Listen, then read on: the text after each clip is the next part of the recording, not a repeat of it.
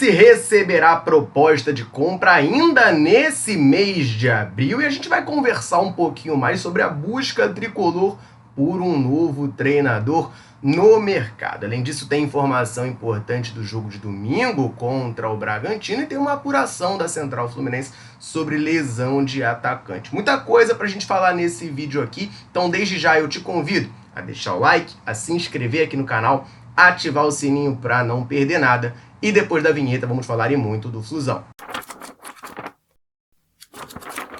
Fluminense pode receber sua primeira proposta de compra ainda nesse mês de abril. A informação quem traz pra gente é o Diogo Dantas, colunista lá do O Globo, que dá conta de que o Banco BTG está preparando essa primeira oferta para ser apresentada ao Flu ainda nesse mês de abril, com o objetivo de que o presidente Mário e o Matheus Montenegro possam já falar abertamente sobre essa proposta na reunião do Conselho marcada para o próximo dia 14 de abril, onde o tema principal é justamente essa questão da SAF. Vale lembrar, né, o Fluminense já falou sobre isso publicamente, inclusive.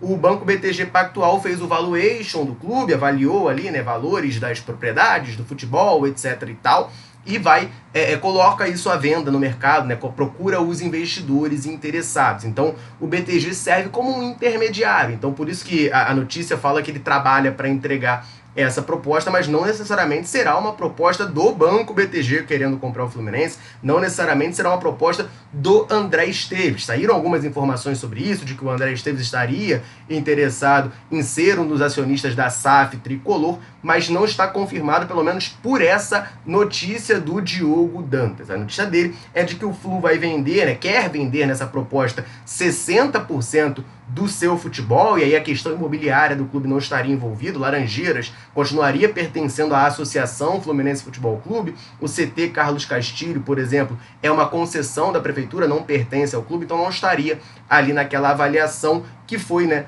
orçada em 850 milhões, que seria o valor ali do futebol do Fluminense. Então essa proposta pode chegar ainda no mês de abril. A gente sabe que o modelo desenhado pelo BTG e que agrada mais o Fluminense é de um fundo com diversas cotas a serem compradas por acionistas diferentes. Claro que pode um acionista só comprar tudo, mas a ideia é que tricolores abonados, né, com bastante dinheiro e tal, sejam investidores disso. Teve até aquela informação do José Ilan, que a gente falou aqui um pouquinho, de que seriam 18 cotas de 10 milhões de reais para que tricolores com dinheiro possam comprar essas cotas ali e se tornarem acionistas dessa SAF tricolor. A gente precisa aguardar essas cenas dos próximos capítulos, mas a gente está no dia 2 de abril e a reunião é no dia 14. Então esse ainda no mês de abril que o Diogo Dantas fala, na verdade é nessa semana, começo da próxima, já que seria antes desse dia 14, onde vai ter a reunião do Conselho Deliberativo. Fato é que o assunto SAF está cada vez esquentando mais no Fluminense e vai sair do papel ainda em 2025. O Fluminense perdeu mais um processo na justiça e vai ter que pagar uma verba a ex-jogador do clube. A gente vai falar um pouquinho disso aqui nesse vídeo, só deixa eu rapidinho aproveitar para dar uma moral para a galera tricolor sempre ligada aqui na Central, sempre nos dando aquela moral. Em todo vídeo eu convido você que está assistindo a comentar aqui embaixo, falar o seu nome, de onde você acompanha a Central Fluminense. A gente gosta demais de saber até onde nesse mundo gigantesco a Central consegue alcançar. A galera chega junto, comenta e sempre que a gente pode a gente vem aqui e manda aquele abraço. Nesse vídeo eu vou mandar um abraço para o Marcinho, lá de Itaguaí, João Maria, de Santa Helena, em Goiás, para o Wilkes, de Juiz de Fora, Zé, lá de Teresópolis, e para o Eduardo, de Muriaé, em Minas Gerais. Um abração para a galera tricolor ligada na Central Fluminense, o convite mais do que reforçado. Se você quer que a gente mande um abraço, um salve, cite o seu nome em algum vídeo, comenta aqui embaixo, me fala o seu nome e de onde você está nos assistindo. Beleza? O Fluminense teve seu recurso negado pelo Tribunal Superior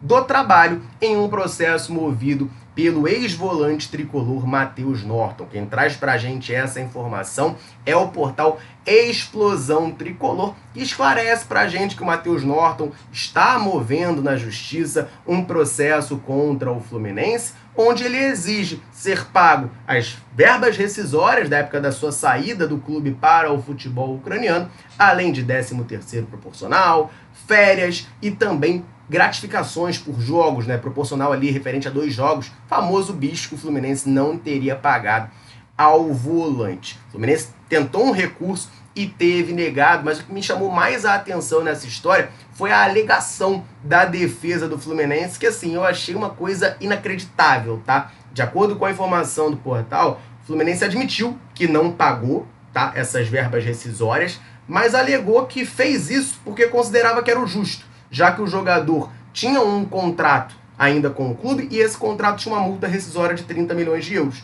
E aí acabou não pagando essas verbas rescisórias que na concepção do clube seriam irrisórias, já que seriam algo em torno de 70 mil, como foi o jogador que pediu a rescisão, ele ou o clube que comprasse ali o passe dele teriam que pagar essa multa de 30 milhões de euros. Aí o Fluminense abriu mão disso para negociar o jogador, claro, né? A gente sabe que o Matheus Norton não valia 30 milhões de euros, né? Muita grana, o Fluminense nunca vendeu um jogador por esse valor, mas o Fluminense abriu mão disso e acabou não pagando essas verbas rescisórias porque entendeu que era justo não pagar, já que abriu mão desses 30 milhões de euros. Mas assim, por mais que faça sentido a lógica ali que o Fluminense aplica, é inacreditável que o clube seja amador a ponto de simplesmente deixar de pagar porque acha que é justo, sem pensar que, assim, para a justiça não importa o que o clube acha, né? O que importa é o que está ali no papel. E se o Fluminense tinha que pagar aquele valor ali, o Fluminense deveria ter pagado. Agora o Matheus Norton entra na justiça de maneira justa, válida, já que o Fluminense não pagou ali, não cumpriu com o seu combinado, né? Tava ali no contrato e a princípio, né, pelo que a gente tem de informação, não teve nenhum acordo assinado ali de que, olha, a gente vai abrir mão aqui da multa, mas você também vai abrir mão do que você tem a receber. Não tem nada nesse sentido. Então, o Fluminense vai ter que pagar esse valor aí. Uma notícia inacreditável sobre o departamento jurídico do Fluminense. Quero trazer para vocês agora uma notícia importante sobre lesão de atacante do Fluminense, uma apuração da Central Fluminense da situação do atacante Enzo, titular da equipe sub-20 tricolor, foi titular na Copa São Paulo de Futebol Júnior, acabou não atuando no último jogo contra o Fortaleza. O Fluminense foi derrotado por 1-0 e lá no press kit que o Fluminense divulga para a imprensa tá posto que o Enzo estava entregue ao departamento médico, mas não havia ainda informações do que de fato aconteceu com esse jogador. A gente conseguiu a informação de que ele teve uma lesão muscular, tá? Realizou exames médicos e foi diagnosticado com um estiramento de grau 2 na região posterior da coxa. Aí tá fazendo tratamento, tudo mais, para poder retornar, é uma peça importante dessa equipe do Sub-20 tricolor. Grau 2 é uma lesão um pouquinho mais enjoada, mas poderia ser pior, né? Poderia ser mais grave, a gente tem que aguardar para ver a evolução dele, mas a ideia é que daqui a, sei lá, de 2 a 4 semanas, o Enzo esteja já liberado para retornar a campo pelo Fluminense. Agora eu quero falar um pouquinho sobre o Fluminense e Bragantino no próximo domingo, segunda rodada do Campeonato Brasileiro. A CBF definiu o árbitro responsável por comandar essa partida. É um árbitro bastante famoso, bastante prestigiado pelo futebol brasileiro, principalmente pela CBF, né? Um árbitro FIFA. Trata-se do Wilton Pereira Sampaio, ele que vai comandar essa partida. O Wilton já comandou na história 36 jogos do Fluminense, com 17 vitórias, 8 empates e 11 derrotas, totaliza ali um aproveitamento de 54,63%. É um aproveitamento ali mediano, mas acima da média, né? Não é nada muito ruim, nada muito preocupante em jogos que ele comanda do Flusão. A última partida que ele comandou foi ano passado, a derrota do Fluminense para o Botafogo por 1-0 no Campeonato Brasileiro. Esse será o responsável por comandar a segunda partida do Flusão no campeonato e, se tudo der certo, a nossa primeira vitória.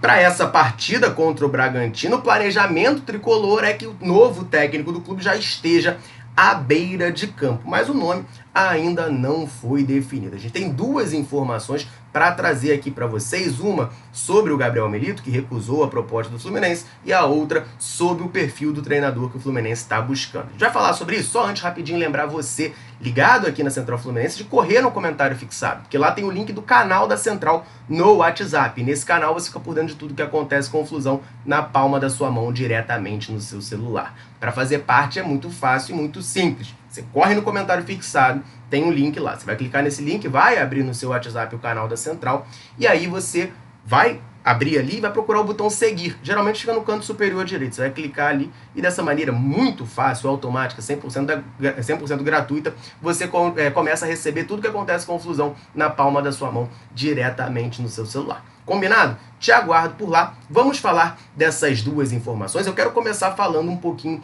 do Gabriel Milito. A gente sabe que o Gabriel Milito era a primeira opção do Fluminense, o Tricolor fez contato com ele, mas as negociações acabaram não avançando. O Gabriel Milito recusou a proposta do Fluminense. A ESPN deu conta de que o Fluminense ofereceu 3 milhões de dólares, cerca de 17 milhões de reais por temporada ao treinador, tentou seduzir com a Copa do Mundo de Clubes, mas ele acabou não recusando, e a questão do calendário do futebol brasileiro foi uma grande preocupação para ele. Ele já conhece muito bem, treinou o Atlético Mineiro na última temporada, mas essa parada do Fluminense não ter uma semana livre de treinos até a Copa do Mundo de Clubes foi um fator que pesou contra o Gabriel Milito aceitar isso. O Gabriel Amaral, jornalista que cobre o Fluminense lá do Jornada, do Raiz Tricolor, trouxe novas informações sobre o assunto.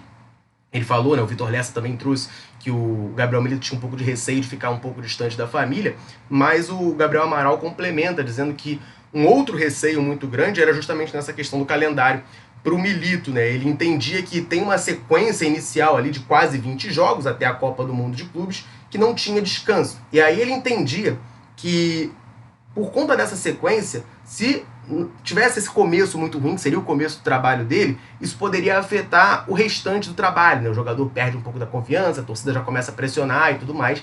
Ele entendeu que não seria uma boa para ele aceitar a proposta do Tricolor, então Gabriel Milito recusa a proposta do Flu, não será o nosso técnico na temporada de 2025. E aí a Aline Nastari traz informação pra gente, ela lá da TNT Esportes, sobre o perfil do treinador que o Fluminense está buscando no mercado. Ela dá conta de que, assim, o Gabriel Milito é estrangeiro, O Fluminense tentou a sua contratação. A gente sabe que a diretoria tricolor sempre teve uma resistência grande com técnicos estrangeiros. De acordo com ela, agora, nesse momento, isso mudou. Ela até frisa, que diferentemente de outros momentos, a diretoria considera, sim, e procura um nome de fora do Brasil. Não é visto como uma obrigatoriedade, vai depender da resposta do mercado, mas o Fluminense está, sim, a princípio, buscando um treinador estrangeiro. Não significa, reforçando, não significa que obrigatoriamente vai ser. Se no mercado apareceu que, o Fluminense busca ali uns treinadores estrangeiros, mas entende que o nome que pudesse vir para o Fluminense seria pior do que talvez, o Renato Gaúcho, mais caro que o Dorival Júnior, por exemplo, o Fluminense poderia, sim, ir atrás de um técnico daqui, brasileiro. Mas, nesse momento, a diretoria busca um técnico estrangeiro. Se a gente parar para analisar ali, o perfil das declarações do Mário Bittencourt, da diretoria tricolor, a gente consegue começar a pensar em alguns nomes de estrangeiros. Até o próprio Gabriel Milito, é um cara que, como eu disse, já trabalhou aqui no futebol brasileiro. O último trabalho dele foi no Atlético Mineiro. Bem ou mal, ele chega nas finais das Copas, apesar de eu não considerar que ele teve um bom trabalho por lá, ele chegou nas finais das duas Copas, tanto Libertadores como Copa do Brasil, acabou perdendo, entregou 2 títulos para os nossos rivais. Mas é um cara que já trabalhou aqui no Brasil. Eu lembro sempre daquela declaração do Mário, quando perguntaram para ele sobre treinador estrangeiro, que ele disse que não é que ele seja contra técnico estrangeiro, ele é contra técnico que a gente não viu o trabalho, que a gente não acompanha, porque existem várias nuances ali que você precisa analisar antes de contratar um profissional. E ele prefere técnicos do futebol que ele possa conhecer mais, Ele prefere técnicos brasileiros, que tem mais informação, mas não tem nada contra treinadores estrangeiros que se conheça bastante a fundo o trabalho. Então, assim, o que a gente interpreta, o que eu interpretei dessa declaração? Ele gosta de técnicos estrangeiros que já trabalharam, já se provaram aqui no Brasil. Naquela mesma declaração, ele elogia o Luiz Castro, fala que gostaria de trabalhar com ele um dia.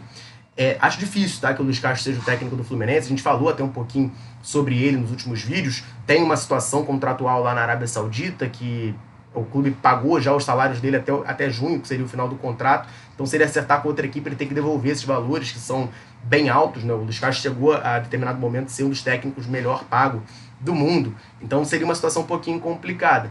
Mas a gente pensa, técnicos estrangeiros que passaram aqui pelo futebol brasileiro ou que ainda estão aqui, Você tem o próprio Gabriel Milito, foi o nome que o Fluminense foi atrás, mas você vai pensar um pouquinho no Sampaoli, que é um cara que, taticamente, sempre foi muito bem elogiado, mas deixou uma impressão ruim, principalmente na gestão de grupo da última passagem pelo Flamengo. Tem alguns nomes aí pra gente analisar no mercado, mas nesse momento é mais uma especulação nossa, né? Tentando adivinhar aqui quem vai ser o novo técnico do Fluminense. Então, nesse sentido, eu faço a pergunta para você, ligado aqui na Central. Sabendo que o Fluminense quer um técnico preferencialmente estrangeiro, quem que você acha que vai ser o técnico do Flusão? Ou melhor, quem você quer que seja o técnico do Flusão? Comenta aqui embaixo pra gente trocar aquela ideia. Combinado? Vou ficando por aqui, um abraço, saudações tricolores, tamo junto.